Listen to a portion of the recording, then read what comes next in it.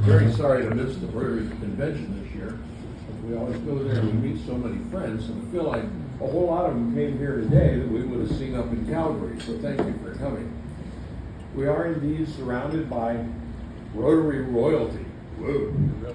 And the only difference between royal Rotarians and real Rotarians is that the royal ones get a fancy title in lieu of the pay we don't give them.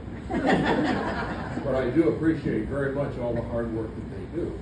Now, it's notable that of all of these Rotarians that work beyond the club, they're not alone.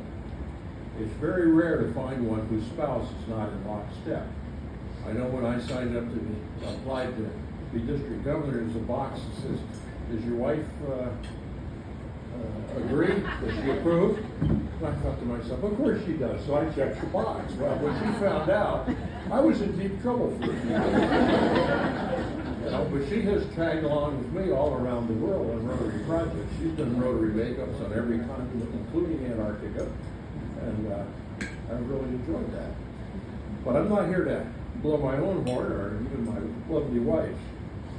We're here to recognize a particular Rotarian in our midst who has set the standard for humanitarian excellence both inside and outside of Rotary. He received a BSEE from Northeastern in 1966 and followed it up with a master's in 1974. In 1977, he founded Monarch Instruments, a company that he still runs and dominates to this day. Now, his exit strategy turned into letting his son and daughter, Glenn and Mary, kind of take over, but he still can't stop dragging himself in once in a while to harass him and keep him on the straight and narrow. In 1978, he joined Rotary, and he's been in Rotary for 47 years. Now, I didn't hear him get announced for perfect attendance, but I know that everything he's engaged in, he has 100 plus Rotary meetings every single year, the whole time. In 2003, he and his wife went to Cameroon and did a national immunization day to put those precious drops of polio vaccine into the mouths of youngsters. And to this day, he carries around in his pocket a polio vial, which once contained those life-saving drops. In 2005, they repeated that by going to Ghana. He's been busy not only in Rotary, but in our community. He's a past chairman of the United Way of Nashua and an incorporator of the New Hampshire Charitable Foundation. Something he did, along with his dear wife, for many years, is made trips to Honduras, with the Amigos de Honduras. Nashua West, one of the other clubs joining us today, has always been very big in that and made many trips to build schools and hospitals and provide clean water. In the course of those trips, he became acquainted with the little Rotary Club of Grabeau, who had been doing dental missions in El Salvador, and had learned that the water there was not safe to drink. Kids were dying. They didn't name them until they were 3 years old because they didn't want to grow too attached. And so they had been doing water missions and trying to grow. And our honoree recognized that this was far beyond anything that club could do. So he became a founder and major benefactor of pure water for the world. Our club here is very familiar with pure water, having contributed over 100,000 to them over the years. And our honoree was its president for many years, funded the startup to get it going, and without him, it would not exist. When the wall finally came down and Rotary restarted in the western part of Russia, he and his wife were instrumental in going over there and helping to start some Rotary clubs and make things really begin to happen again in that desperate country.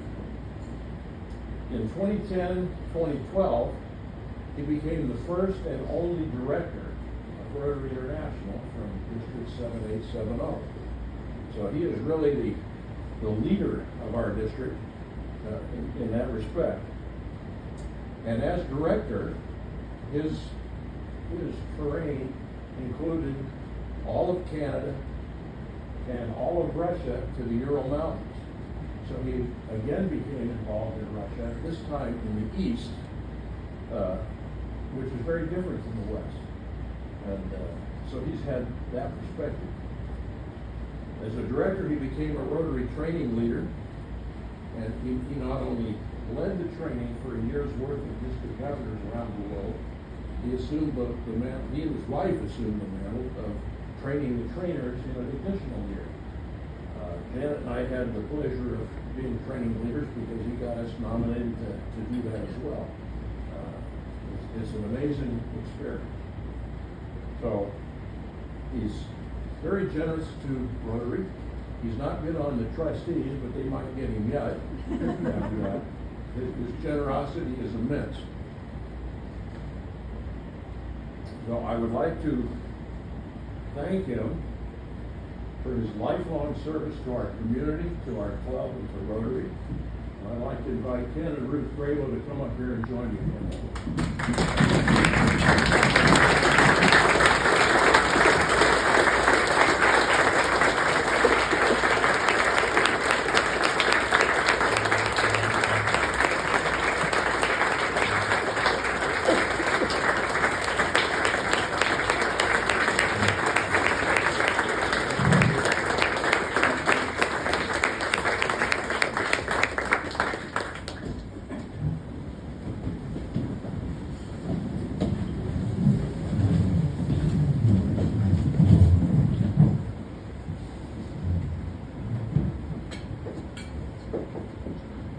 Like I say, Rotary leaders like Ken are never alone, and his wife has been with him every step of the way. She knows as much or more about Rotary than he does. I was particularly impressed because for training of the governors one year, she had the job of giving a speech. And I saw it secondhand, but I was very impressed. And Ruth, you get out in front and you do it all. And this club very much wants you to be an honorary member of our club.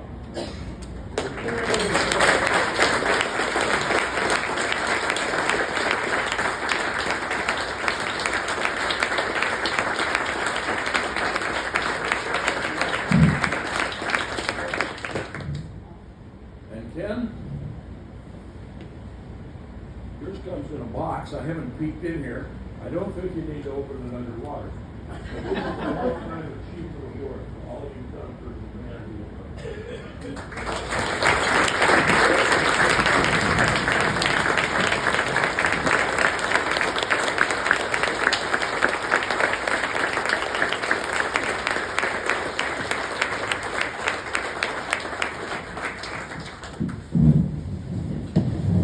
You're never supposed to give the microphone to a past district governor, let alone a past director, but I'm brave enough to try it.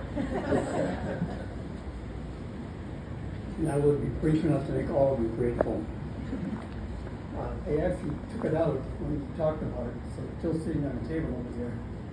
But he mentioned the vial that I still carry from the first child that we had immunized for polio. Of all the opportunities that Ruth and I have had in Rotary, that is the highlight of my spending time with this organization. Nothing can ever mean as much. And it's really thanks to a wonderful lady from outside of Toronto, a doctor, who had been on previous national immunization days and knew how important this was to me. And when I immunized that child, I looked up, and Dr. Sumi was standing there. And she smiled at me, and she said, "Now that child will walk." Not much better than that. To all of you, my good friend, thank you so very, very much.